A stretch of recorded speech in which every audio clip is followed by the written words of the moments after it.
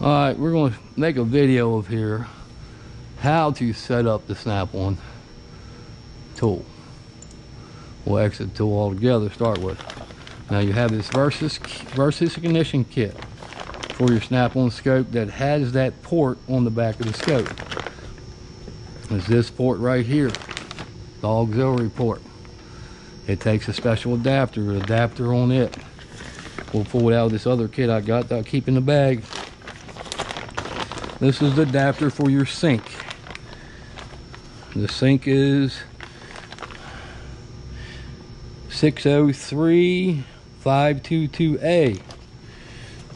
That's part of this kit.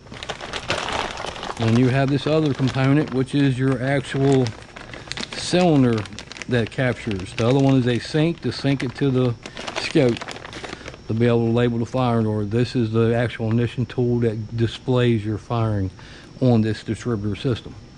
It is EET M306A02. Then you have the cable.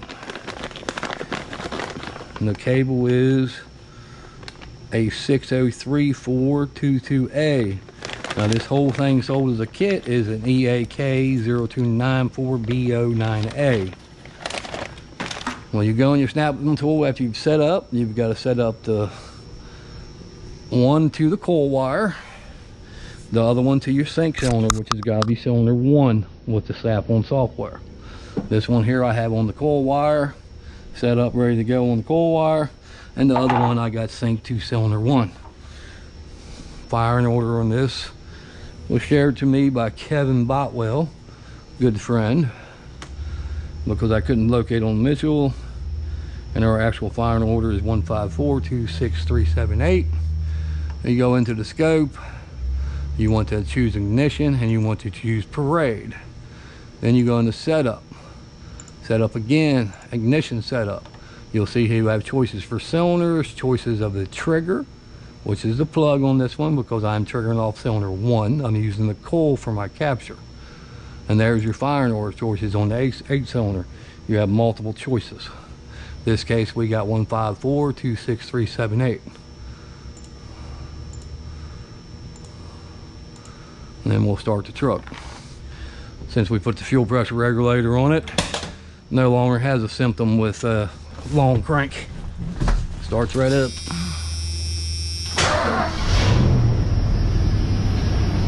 We do have a bit of a miss due to compression on cylinder 1, which was our low cylinder on R2 test.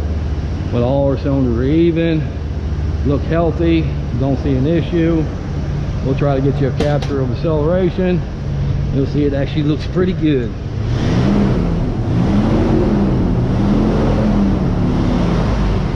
No longer a real hard lean condition present. I just want to walk you guys through that setup for the scope to be able to capture. Now once you get out and shut it off, if you actually stop the Snap-on, you can review, but it will not display the RPM correctly.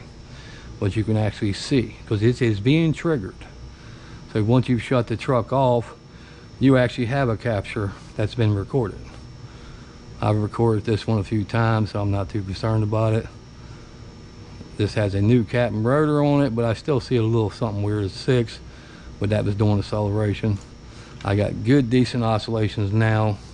My burn times are good. Something else I'll show you. You want to see the burn times. We'll start it back up and we'll look at the burn times. Watch it, it's triggered. When I started it, actually, I did stop it. I got hit record. It'll start recording again as soon as it sees a trigger. It will start recording. Then I'll show you how to get the RPM and the burn times up. You'll go into setup again, and you want view, display. I'm going to tell it to show kilovolt.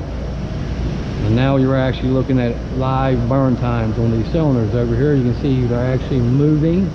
That's actual, that's max and min. Actual KV at spark line, max and min. And here's actual firing line, max and min. Hopefully I'm looking at this and you were seeing it. It looks like I am. So I'd share that too. We'll go back to setup again. You can see the RPMs being displayed. Display. Here's your RPM. Here's your digital KV, and of course, if you want a grid, you can put a grid on it too. It won't show up in the KV, but if you remove the KV, it will show up in your spark line, as you see. Now it's being displayed in the spark line, and we got a good healthy spark and good burn going on now. I'm very satisfied with that. Ain't perfect, but we got a old vehicle here, 1988, 30 plus years, somewhere like that. So the fact that it actually is running this good, I'm satisfied compared to what it was when it came in. Cylinder 1's burn time slightly different. The rest of the cylinders are pretty close. It's not terrible, but a little bit of different burn going on cylinder 1. KV wise, cylinder 1's about the same. All of them roughly are 8 to 9,000. So I'm very happy. I want to share this with everybody. I'm gonna drop the grid. I'm not fond of the grid. I'll drop the RPM too. Now we're out. I can get the same display on the ATS, but I cannot get the cylinders while it's a live signal. I can plot it after the fact. I'd like to see ATS provide that in their ignition, to where they would plot the cylinders. If I add that measurement, would be nice. That way I can actually see it live too, because it will show me a live capture also. But I gotta stop, pause the capture to add measurements and plot a cylinder sync. And the Snap-on with these older vehicles, it gives you a good capture.